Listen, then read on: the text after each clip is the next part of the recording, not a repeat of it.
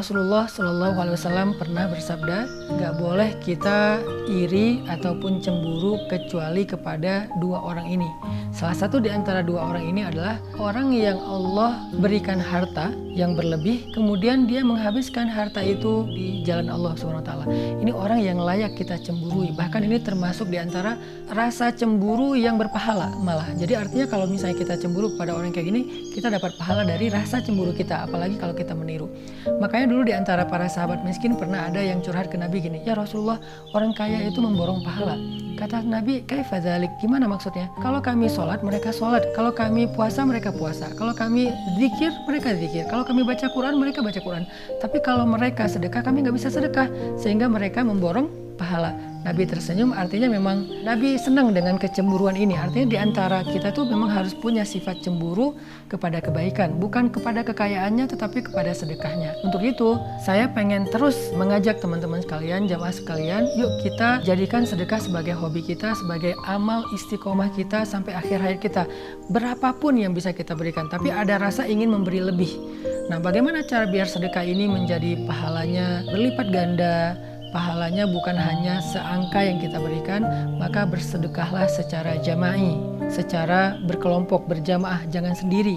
Kalau kita sedekah sendiri, misalnya kita punya uang, kita kasih kepada seseorang, lalu dia pakai makan, maka pahala kita sebesar yang kita berikan. Tapi kalau kita sedekah berjamaah dalam sebuah proyek, sehingga manfaatnya bisa lebih, maka pahala kita bukan seberapa yang kita berikan, tapi pahala kita seberapa besar manfaat dari total sedekah tersebut, karena dia diakumulasi. Misalnya kita bangun masjid. Bangun masjid kan nggak mungkin kita bangun sendiri ya, pasti kolektif sama yang lain. Kita ngasih 100.000, kita ngasih 1 juta, sementara untuk bangun masjid butuh sekian M.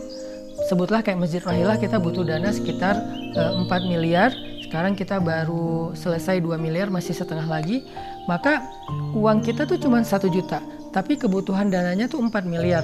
Ketika dikolektifkan mencapai angka 4 miliar, insya Allah 4 miliar itu akan menjadi sebuah masjid yang layak, masjid yang luas, masjid yang menampung 1000 jamaah setiap hari, yang di dalamnya dipakai amal soleh mulai dari sholat, ibadah, Quran, ta'lim, ilmu, dakwah, dan banyak lagi kebaikan yang lain. Kita tuh dapat pahala kolektif, teman-teman. Itulah bedanya beramal sendiri dengan beramal berjamaah. Sama kayak sholat sendiri dengan sholat jamaah. Sholat sendiri dapat 1 pahala, sholat jamaah dapat 27 pahala. Begitu juga sedekah.